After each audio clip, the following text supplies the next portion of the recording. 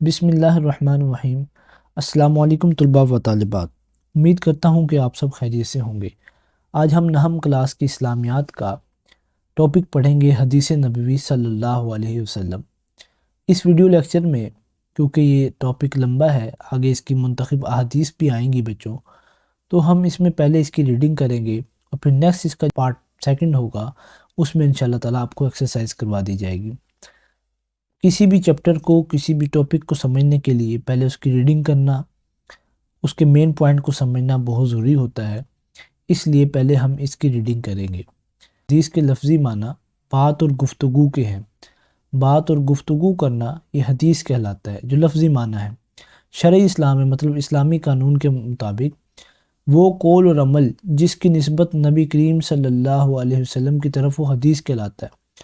کوئی بھی قول ہو، جیسے ہمیں کول ملتے ہیں، کیوٹ جسے ہم انگلش میں کہتے ہیں، اگر اس کی نسبت نبی کریم صلی اللہ علیہ وسلم کے ساتھ ہے تو وہ کیا کہلائے گی؟ حدیث کہلائے گی۔ یعنی نبی کریم صلی اللہ علیہ وسلم کے اقوال، افعال اور تقریر، یعنی کوئی ایسا کام جو آپ کی موجودگی میں کیا گیا اور آپ صلی اللہ علیہ وسلم نے اس پر خاموشی اختیار فرمائی ہو، کا مجموعہ حدیث نبوی کہلاتا ہے۔ یہ آگے جو تقریر کے بارے میں ہمیں بتایا گیا کہ تقریر کیا ہوتا ہے، کوئی ایسا کام جو نبی اکرم صلی اللہ علیہ وسلم کی موجود میں کیا گیا، لیکن آپ صلی اللہ علیہ وسلم نے، کسی صحابی نے اس کے بارے میں پوچھا تو آپ صلی اللہ علیہ وسلم نے خاموشی اختیار فرمائی، تو وہ تقریر کہلائے گا۔ اور ان کا تینوں چیزوں کا مجموعہ، اقوال کا، افعال کا اور تقریر کا مجموعہ حدیث نبوی کہلاتا ہے۔ ٹھیک ہے، یہ امپورٹنٹ ٹرم ہے، آپ کی ایم سی کیوز میں اس میں سے آپ کا بن سکتا ہے۔ آگے ہم پڑھیں گے ٹاپک حدیث نبوی کی اہمیت و فضیلت۔ یہ آپ کا امپورٹنٹ ٹاپک ہے، اسی میں سے آپ کا لانگ کوسچن ہے۔ اس چیپٹر کا ایک ہی لانگ کوسچن ہے، وہ حدیث نبوی کی اہمیت و فضیلت ہے۔ احادیث کی اہمیت بہت زیادہ ہے، کیونکہ نبی کریم صلی اللہ علیہ وسلم کی احادیث مبارکہ دین کی تعلیمات کا سرچشمہ اور رشد و ہدایت کا ذریعہ ہے۔ دنیا میں جو ہدایت پھیلتی ہے قرآن کو سمجھنے کے لیے، قرآن دنیا کی واحد کتاب ہے جو ہم نے پچھلے لیکچر میں پڑھا، جو کہ ابھی تک محفوظ ہے 1400 سال گزرنے کے بعد۔ اس کی آیات کی تشریح، اس کی تفسیر کو سمجھنے کے لیے ہمیں احادیث کا حوالہ دینا ہوتا ہے، اس لیے احادیث کی بہت اہمیت ہے۔ جناب رسول اللہ صلی اللہ علیہ وسلم کی بعثت کے مقاصد میں سے اہم ترین مقصد قرآن مجید کی تشریح و تفسیر اور اس کا عملی نمونہ فراہم کرنا ہے۔ قرآن مجید کی تعلیمات کو سمجھنے کے لیے حدیث نبوی اہم ذریعہ ہے، جیسے میں نے پہلے آپ کو ذکر کیا۔ بطور مسلمان ہمارے لیے لازم ہے کہ ہم نبی اکرم صلی اللہ علیہ وسلم کی احادیث کو اپنی زندگی کے لیے عملی نمونہ بنائیں، کیونکہ ہم سب مسلمان ہیں، اور اب مسلمان ہونے کے بعد ہم پہ یہ لازم آتا ہے، فرض ہوتا ہے کہ ہم آپ صلی اللہ علیہ وسلم کی زندگی کو عملی طور پر اختیار بھی کریں۔ جیسے ہم نبی اکرم صلی اللہ علیہ وسلم سے محبت کے دعوے کرتے ہیں، ان کے قول و افعال، ہماری زندگی ان کے اقوال و افعال کے مطابق ہونی چاہیے، جو انہوں نے فرمایا، جو انہوں نے کیا۔ اللہ تعالیٰ نے قرآن مجید میں اسی بات کا حکم دیتے ہوئے ارشاد فرمایا، یا ایہا الذین آمنو، اے ایمان والو، اطیعوا اللہ، اللہ کی اطاعت کرو، و اطیعوا الرسول، اور رسول اللہ صلی اللہ علیہ وسلم کی اطاعت کرو، ولا تبطلوا اعمالکم، اور اپنے اعمال ضائع مت کرو۔ علماء اکرام اس کے آگے مفہوم میں فرماتے ہیں، اس کی تشریح میں فرماتے ہیں کہ اگر ہم رسول اللہ صلی اللہ علیہ وسلم کی اطاعت نہیں کریں گے، اللہ کے حکموں کے ساتھ، اللہ کی اطاعت کے ساتھ، تو ہمارے سارے اعمال ضائع کر دیے جائیں گے۔ تو آگے ارشاد باری تعالیٰ ایک اور قرآن پاک کی آیت اس میں آپ کی کوٹ کی گئی ہے، وَمَا آتَاكُمُ الرَّسُولُ فَخُذُوهُ وَمَا نَهَاكُمْ عَنْهُ فَانْتَهُوا۔ سورۃ الحشر کی آیت نمبر 7 ہے، اور جو کچھ رسول اللہ صلی اللہ علیہ وسلم تمہیں عطا فرمائے تو اسے لے لو، اور جس سے تمہیں منع فرمائے تو اسے رک جاؤ۔ اس سے مطلب یہ نہیں ہے کہ آپ کو کچھ وہ مال دیں یا دولت دیں یا کچھ ذخیرہ دیں، اس کا مطلب یہ ہے کہ جو وہ تمہیں تعلیمات دیں تو تم اسے لے لو، اور جس چیز سے تمہیں منع کریں تم اسے رک جاؤ۔ ان آیات سے ہمیں یہ رہنمائی ملتی ہے کہ ہمارے لیے زندگی گزارنے کا معیار حضور اقدس صلی اللہ علیہ وسلم کی ذات گرامی اور آپ صلی اللہ علیہ وسلم کے اقوال و افعال ہیں۔ اس میں تھوڑی سی تشریح میں آپ کو بتانا چاہوں گا کہ ہمارے لیے جو رول ماڈل اس دنیا میں ہے، سب سے خوبصورت ترین شخصیت کون ہے دنیا میں؟ آپ صلی اللہ علیہ وسلم ہیں۔ سب سے زیادہ محبوب، پسندیدہ، محبت کرنے کے قابل، جن کے طریقے ایک ایک طریقے میں سائنس ابھی تک ان کی ریسرچ میں یہ ثابت کر رہی ہے، 1400 سال پہلے جو آپ صلی اللہ علیہ وسلم نے کام کیے، سائنس اب ثابت کر رہی ہے کہ اس میں ہزاروں لاکھوں فائدے ہیں۔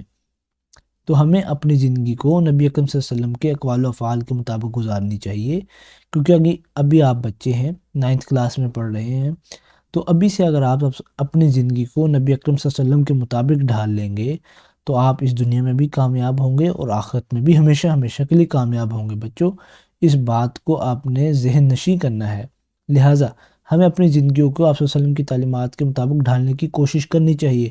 اگر ہم آپ صلی اللہ علیہ وسلم کی تعلیمات کے مطابق اپنی زندگیوں کو ڈھال لیں گے تو ہم دنیا اور آخرت میں کامیابی کی طرف جائیں گے۔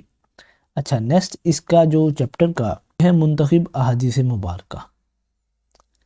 تو اس میں یہ جو احادیث ہیں آپ نے ان کو یاد کرنا ہوگا، ٹھیک ہے؟ تو آپ نے ان احادیث کو روزانہ اگر آپ 1 یا 2 احادیث بھی یاد کریں پوری اسلامیات کی کتاب میں سے، تو آپ لازمی آپ کے پیپر کی اچھی تیاری ہو جائے گی، ٹھیک ہے؟ پہلی حدیث یہ ہے، اکمل المؤمنین، اکمل کہتے ہیں کامل، ایماناً احسنہم خلوقا، مومنوں میں سے کامل ترین ایمان والا وہ ہے جو اپنے اخلاق میں بہترین ہے۔ وخیارہم خیارہم لنسائہم، ان میں سب سے بہتر وہ ہے جو اپنی بیویوں کے لیے بہتر ہے، اور گھر والوں کے لیے سب سے زیادہ نبی اکرم صلی اللہ علیہ وسلم بہتر تھے۔ اچھا، پہلی حدیث ہے۔ اسی طرح دوسری حدیث دے گی ہمیں، من لم یرحم صغیرنا ویعرف حق کبیرنا فلیس منا، جو ہمارے چھوٹوں پر رحم نہیں کرتا، ہمارے بڑوں کا حق نہیں پہچانتا، وہ ہم میں سے نہیں۔ تو بھائی بچوں، ہمیں اپنے چھوٹے بھائیوں پر، چھوٹوں پر رحم کرنا چاہیے، ان پر شفقت کرنی چاہیے اور بڑوں کا حق پہچاننا چاہیے۔ بڑوں کے ساتھ ہمیں عزت ادب کے ساتھ بات کرنی چاہیے۔ آج کل تو یہ ہمارے معاشرے سے چیزیں ختم ہوتی جا رہی ہیں، تو آپ نے ان حدیث کو لازمی سے یاد بھی کرنا ہے اور ایگزام کے لیے بھی پریپریشن کرنی ہے۔ تیسری حدیث ہے، تھوڑی سی بڑی ہے لیکن اس میں سے آپ کا شارٹ کوسچن بھی ہے، ایھا الناس اتقوا اللہ واجملوا فی الطلب، اے لوگو اللہ سے ڈرو اور اچھے طریقے سے اعتدال کے ساتھ روزی طلب کرو۔ ابھی اس میں نبی اکرم صلی اللہ علیہ وسلم کی دعائیں بھی آتی ہیں کہ اللہم انی اسألک علما نافعا ورزقا طیبا عملا متقبلا، اللہ سے رزق طلب کرو۔ فإن نفسا لن تموت حتی تستوفی رزقها وإن ابتع عنها فاتقوا اللہ واجملوا فی الطلب خذوا ما حل ودعوا ما حرم۔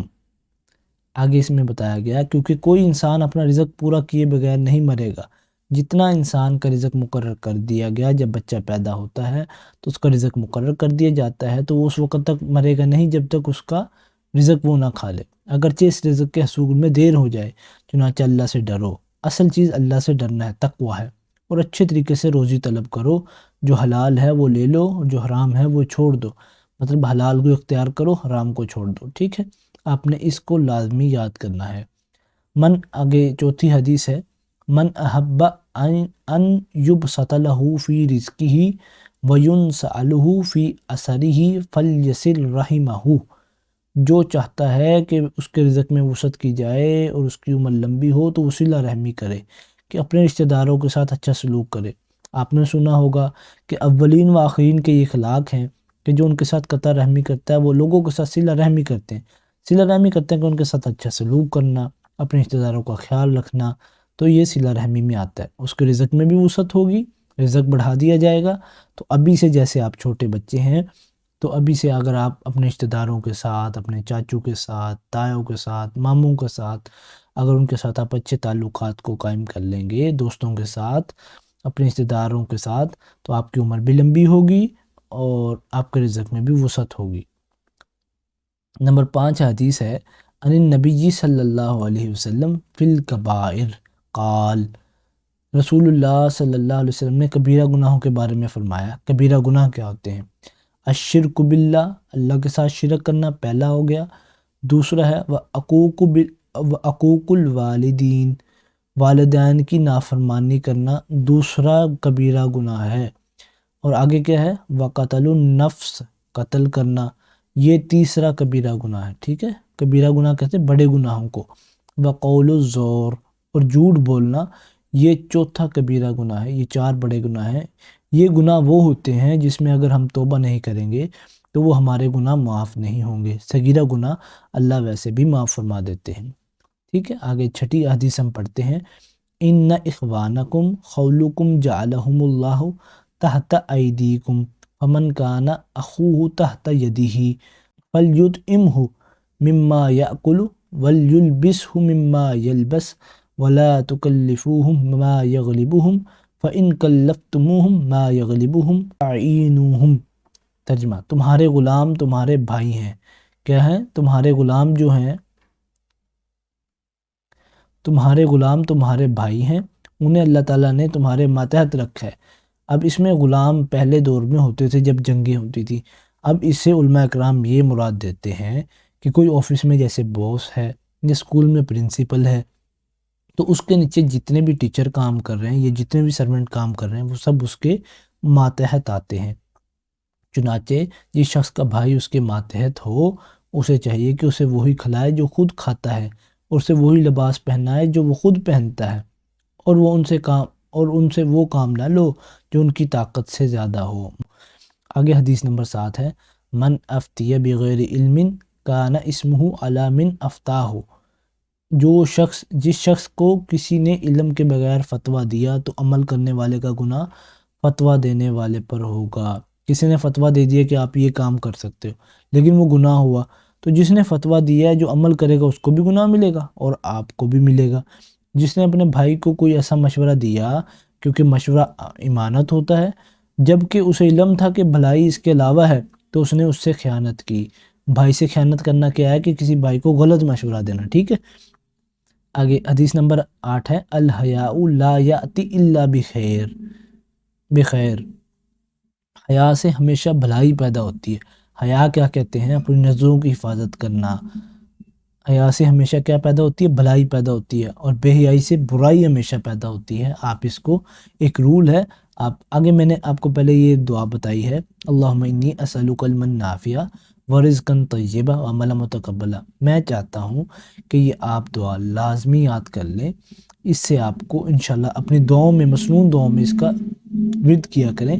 اللہ تعالیٰ آپ کے علم میں بھی برکت دیں گے، ایسا علم عطا فرمائیں گے جو آپ کے لیے نافع ہوگا، اور پاک رزق دیں گے، حلال روزی دیں گے، اور عمل متقبل، ایسا عمل کرنے کی توفیق عطا فرمائیں گے جو قبولیت والا ہوگا۔ اچھا، 10ویں حدیث ہے، آگے ہے، کل المسلم علی المسلم حرام دمہ و مالہ و عرضہ۔ ہر مسلمان پر دوسرے مسلمان کا خون، مال اور عزت کیا ہے؟ حرام ہے۔ کسی کا خون کرنا، کسی کا مال استعمال کرنا، کسی کی عزت کی وہ کرنا، تو یہ ہم پہ کیا ہے؟ حرام ہے۔ اچھا، آگے اسماء الحسنہ دیے گئے۔ پہلا اسماء الحسنہ الرحمن ہے، نہایت مہربان، اللہ تعالیٰ کی یہ صفات ہیں، ان کو ہمیں یاد بھی کرنے چاہیے۔ الرحیم ہے، ہمیشہ رحم فرمانے والا، جو ان کو 99 نیمز جیسے ہوتے ہیں، جو ان کو یاد کر لے گا تو وہ ایک دن جنت میں لازمی جائے گا۔ الملک، بادشاہ، القدوس، ہر عیب سے پاک، السلام، سلامتی دینے والا، المؤمن، امان بخشنے والا، المہیمن، حفاظت فرمانے والا، العزیز، عزت اور غلبے والا، الجبار، بہت زبردست، المتکبر، بہت بڑائی والا، الخالق، پیدا کرنے والا، کیونکہ اللہ نے ساری دنیا کو پیدا کیا نا، سارے نظام کو، الباری، عدم سے وجود میں لانے والا، مطلب ہمیشہ سے اللہ تعالیٰ ہے، المصور، شکل و صورت عطا کرنے والا، الغفار، بہت بخشنے والا، القہار، سب پر غالب، الوہاب، بہت عطا فرمانے والا۔ یا وہابو، کئی لوگ اس کا ورد کرتے ہیں رزق میں برکت کے لیے، سب کچھ ان کے لیے لازمی اس کا ورد کیا کریں آپ بھی۔ ہماری زبان اللہ کے ذکر سے تر و تازہ رہنی چاہیے۔ الرزاق، بہت رزق دینے والا، اللہ ہی ہے نا رزق دینے والا۔ الفتاح، بڑا مشکل کشا ہے، مشکلوں میں مدد کرنے والا کون ہے؟ صرف اللہ ہے، کوئی پیر نہیں، کوئی کچھ نہیں کر سکتا ہماری مشکلوں کو آسان، صرف کون کرے گا؟ اللہ کریں گے۔ العلیم، بہت جاننے والا۔ القابض، روزی تنگ کرنے والا بھی اللہ ہے۔ الباسط، اللہ ہی روزی کو وسیع کرنے والا بھی۔ ٹھیک ہے، تو امید کرتا ہوں کہ آپ کو یہ ہمارا لیکچر پسند آیا ہوگا۔ آپ ہمارے چینل کو سبسکرائب بھی کر دیں، اور نیکسٹ ویڈیو میں انشاءاللہ پارٹ 2 جو ہوگا ہم اس کی ایکسرسائز کریں گے۔